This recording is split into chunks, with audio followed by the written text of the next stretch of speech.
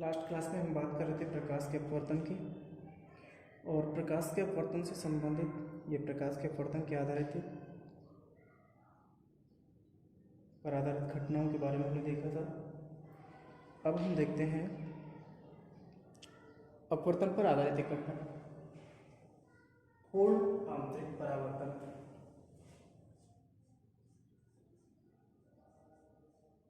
पूर्ण आंतरिक परावर्तन।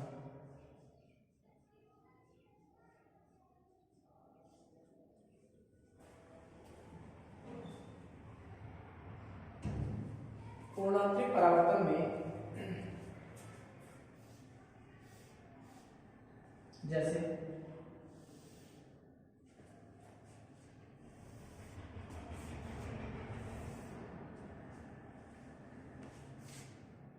ये कोई हवा या विरल माध्यम,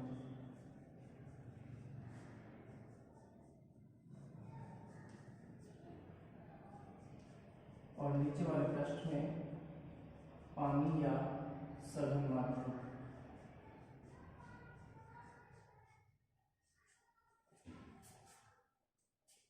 सेम तीनों में ये विरल माध्यम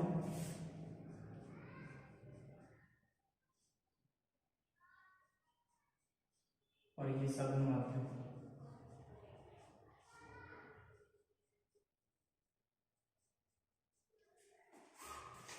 ये विरल माध्यम और ये सघन माध्यम।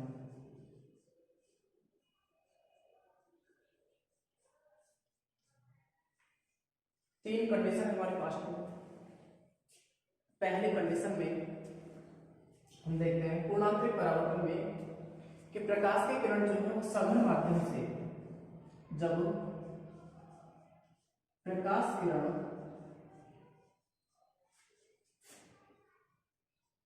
सघन माध्यम से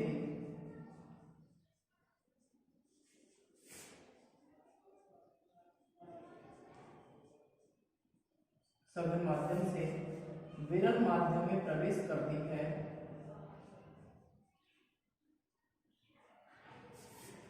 विरल माध्यम में प्रवेश करती है,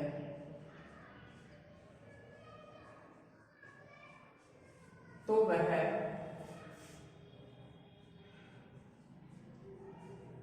पृथक कार्य पृष्ठ से टकराने के पश्चात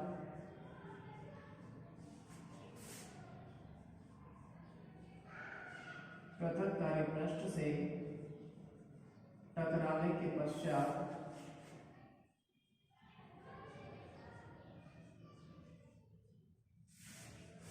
अविलंब से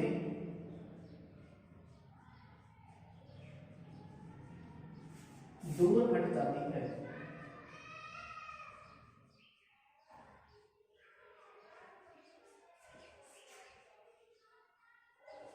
हम देखते हैं प्रकाश किरण जो है वो सघन माध्यम से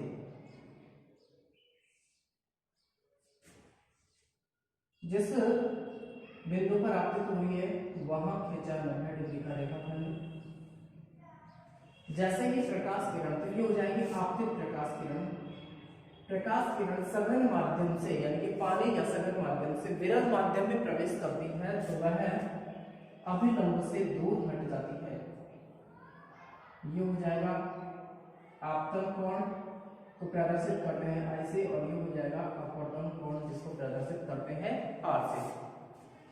फर्स्ट कंडीशन, यदि हम आपतन कोण के मान को बढ़ाएं, जैसे मैंने मान लिया सपोज दैट पहले ये कोण 15 डिग्री का, अब इस कोण को बढ़ा दिया, तो अपवर्तित प्रकाश किरण जो है वो दोनों माध्यमों को पृथक करने वाले पृष्ठ के समांतर हो जाती है। ऐसी कंडीशन में ये वाला कोण बनेगा 90 डिग्री, जिसे कहते हैं क्रांतिक कोण। अब इस आपतन कोण के मान को और बढ़ा दिया जाए तो प्रकाश किरण विरल माध्यम में अपवर्तित होने की बजाय सघन माध्यम में ही परावर्तित हो जाती है। आपतन कोण के मान को और बढ़ाया या विलंब, आपतन कोण आई, तो अब प्रकाश किरण विरल माध्यम में अपवर्तित होने की बजाय सघन माध्यम में ही परावर्तित हो जाती है। इस घटना को पूर्ण आंतरिक परावर्तन कहते हैं। पूर्ण आंतरिक परावर्तन। तो जब प्रकाश की किरणें सघन माध्यम से विरल माध्यम में प्रवेश करती है तो वह अभिलंब से दूर होती जाती है। ऐसी कंडीशन में अपवर्तन कोण R का मान आपतन कोण I से अधिक होता है। यदि किरणों के आपतन कोण को बढ़ा दिया जाए या बढ़ाते जाए तो आपतन कोण के एक विशिष्ट मान जिसे उस माध्यम का क्रांतिक कोण भी कहा जाता है, तो क्रांतिक कोण का मान कितना हो गया 90 डिग्री, जिसे उस माध्यम का क्रांतिक कोण भी कहा जाता है। यदि किरणों के आपतन कोण के मान को बढ़ा दिया जाए तो प्रकाश किरण जो है आपतन कोण के एक विशिष्ट मान जिसे उस माध्यम का क्रांतिक कोण भी कहा जाता है पर अपवर्तित किरण दोनों माध्यमों को पृथक करने वाले पृष्ठ के समांतर हो जाती है। नेक्स्ट थर्ड कंडीशन में, इस अवस्था में सेकंड कंडीशन में जो होती है, इस अवस्था में अपवर्तन कोण R का मान जो है वो कितना होता है 90 डिग्री। तीसरी कंडीशन में यदि किरणों के आपतन कोण के मान को और बढ़ा दिया जाए, प्रकाश किरणों के आपतन कोण को और बढ़ा दिया जाए तो प्रकाश की किरण विरल माध्यम में अपवर्तित होने की बजाय सघन माध्यम में ही परावर्तित हो जाती है। इसे पूर्ण आंतरिक परावर्तन कहते हैं और प्रकाश तंतु द्वारा संचार में इसी प्रभाव का उपयोग किया जाता है। कौन से प्रभाव का? पूर्ण आंतरिक परावर्तन का। पहले कंडीशन में प्रकाश किरण सघन माध्यम से विरल माध्यम में प्रवेश कर रही है। जैसे ही प्रकाश किरण सघन माध्यम से विरल माध्यम में प्रवेश करेगी तो वह अभिलंब से दूर हट जाती है। ऐसी कंडीशन में अपवर्तन कोण R का मान आपतन कोण I से अधिक होता है। यदि प्रकाश किरणों के आपतन कोण के मान को बढ़ा दिया जाए तो प्रकाश किरण जो है वो दोनों माध्यमों को पृथक करने वाले पृष्ठ के समांतर हो जाती है। ऐसी कंडीशन में अपवर्तन कोण R का मान 90 डिग्री होता है, जिसे इस माध्यम का क्रांतिक कोण भी कहा जाता है। अब यदि प्रकाश किरणों के मान को और बढ़ा दिया जाए तो प्रकाश किरण विरल माध्यम में अपवर्तित होने की बजाय सघन माध्यम में ही परावर्तित हो जाती है। इस घटना को पूर्ण आंतरिक परावर्तन कहते हैं। तो पूर्ण आंतरिक परावर्तन किसे कहेंगे? प्रकाश किरणों के आपतन कोण के मान को बढ़ाने के पश्चात या आपतन कोण के मान को बढ़ा दिया जाए तो प्रकाश किरण विरल माध्यम में अपवर्तित होने की बजाय सघन माध्यम में ही परावर्तित हो जाती है। इस घटना को पूर्ण आंतरिक परावर्तन कहते हैं। नेक्स्ट, वर्ण विक्षेपण।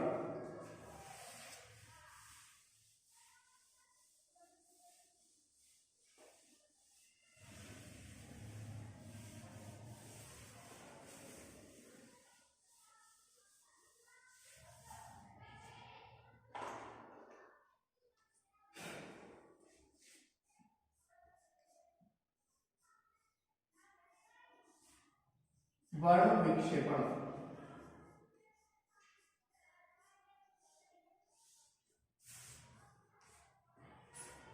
वर्ण विक्षेपण में हम देखते हैं कि सूर्य का प्रकाश जब कांच के प्रिज्म में से होकर गुजरता है तो उससे निकलने वाला प्रकाश सप्तवर्ण प्रतिरूप में प्राप्त होता है, जिसे पर्दे पर देखा जा सकता है।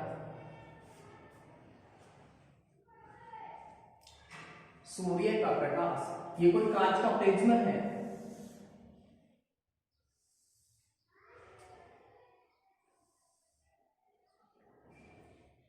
यहां से कोई सूर्य से आने वाली प्रकाश किरण है, आपतित प्रकाश किरण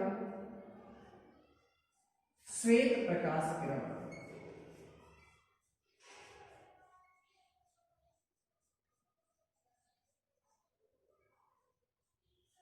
जैसे ही ये श्वेत प्रकाश किरण कांच के प्रिज्म पर आपतित होती है तो प्रकाश किरण विरल माध्यम से कौन से माध्यम में प्रवेश कर रही है? सघन माध्यम में।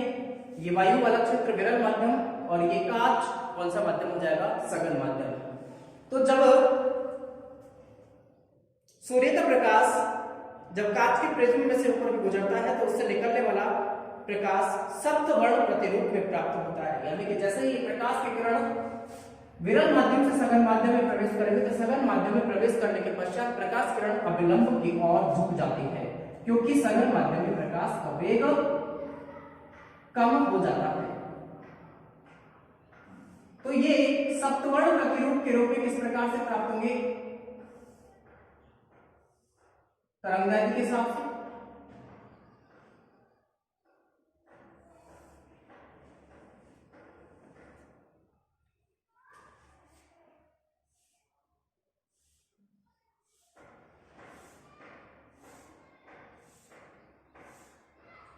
क्रमिक का होगा विभजौ, VIBGYOR।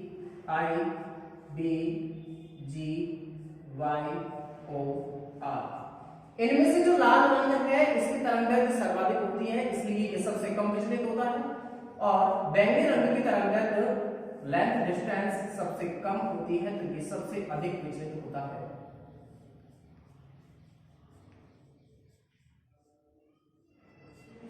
तो जब सूर्य का प्रकाश कांच के प्रिज्म में से होकर गुजरता है तो उससे निकलने वाला प्रकाश सप्तवर्ण प्रतिरूप में प्राप्त होता है, जिसे पर्दे पर प्राप्त किया जा सकता है। इस सप्तवर्ण प्रतिरूप को यानी कि इस 7 रंगों की पट्टिका के समूह को हम कहते हैं स्पेक्ट्रम।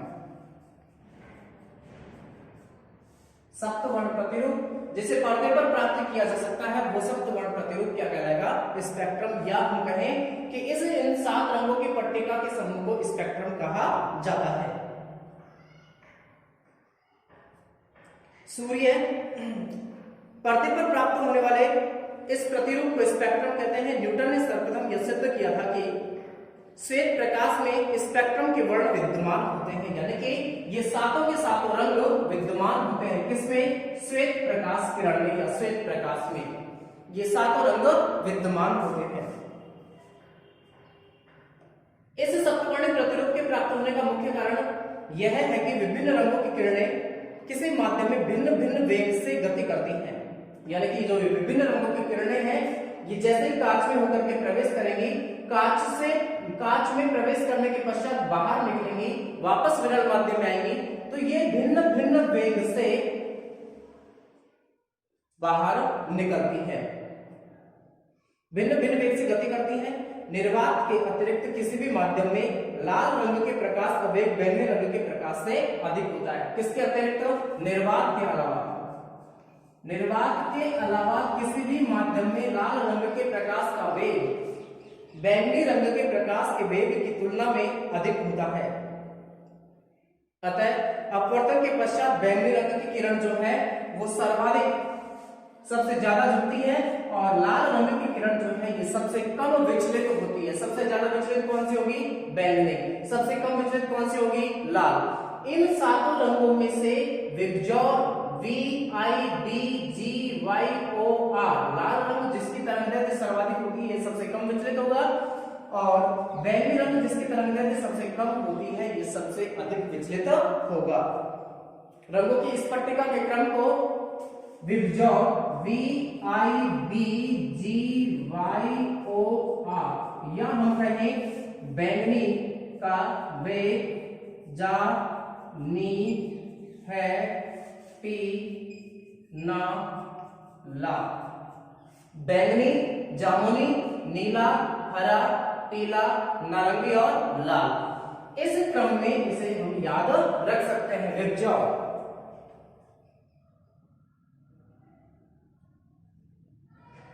और इन 7 रंगों की पट्टिका का जो माध्य रंग होता है वो किसे माना जाता है? पीले को। पीला कलर जो है ये क्या है? 7 रंगों की पट्टिका का माध्य रंग। तो जैसे ही श्वेत प्रकाश किरण कांच के प्रिज्म में से होकर गुजरती है तो यह सप्तवर्णीय प्रतिरूप में प्राप्त होता है, जिसे पर्दे पर प्राप्त किया जा सकता है। जैसे ही प्रकाश किरण विरल माध्यम से सघन माध्यम में प्रवेश करेगी तो कांच में से होकर वापस निर्वात में यानी कि विरल माध्यम में जैसे ही प्रकाश किरण बाहर की ओर निकलेगी तो इन रंगों की तरंगदैर्घ्य के हिसाब से या ये अलग अलग वेग से विभिन्न प्रकाश की किरणें जो है ये भिन्न भिन्न वेग से क्या करती है, गति करती है। इनमें से लाल रंग की तरंगदैर्घ्य सर्वाधिक होने के कारण यह सबसे कम विचलित होती है और बैंगनी रंग की तरंगदैर्घ्य सबसे कम होने के कारण ये सबसे अधिक विचलित होती है। इस प्रकार ये हो जाएगा वर्णक विक्षेपण। नेक्स्ट है हमारे पास गोलीय लेंसों से अपवर्तन।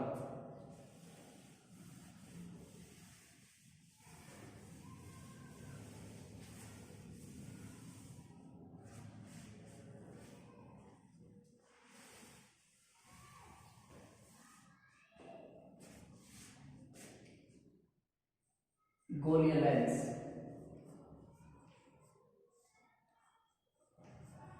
अब गोलीय लेंसों से अपवर्तन किस प्रकार होता है।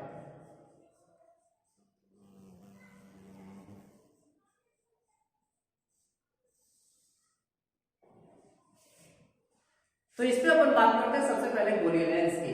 लेंस किसे कहते हैं?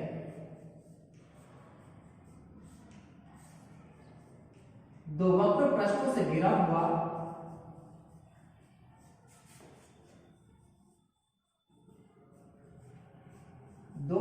पृष्ठों से घिरा हुआ कोई पारदर्शी माध्यम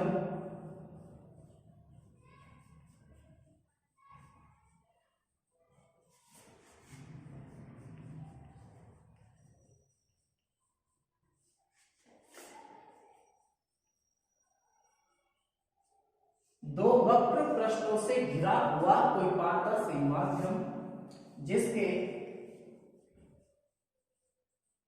एक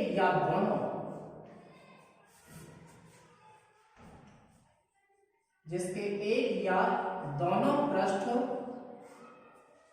गोलीय हो।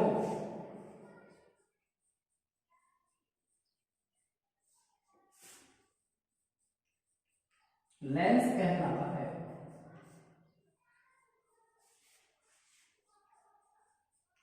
दो वक्र पृष्ठों से घिरा हुआ कोई पारदर्शी माध्यम जिसके एक या दोनों पृष्ठ गोलीय हो, लेंस कहलाता है।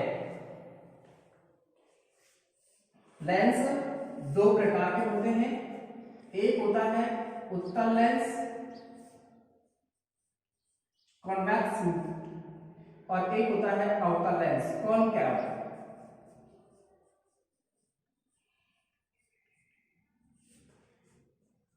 उत्तल लेंस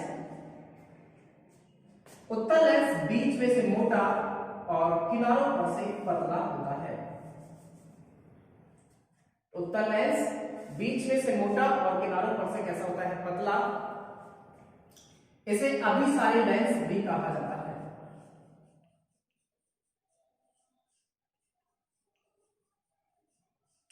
जबकि अवतल लेंस बीच में से पतला वह किनारों पर से मोटा होता है। इसे अपसारी लेंस भी कहा जाता है।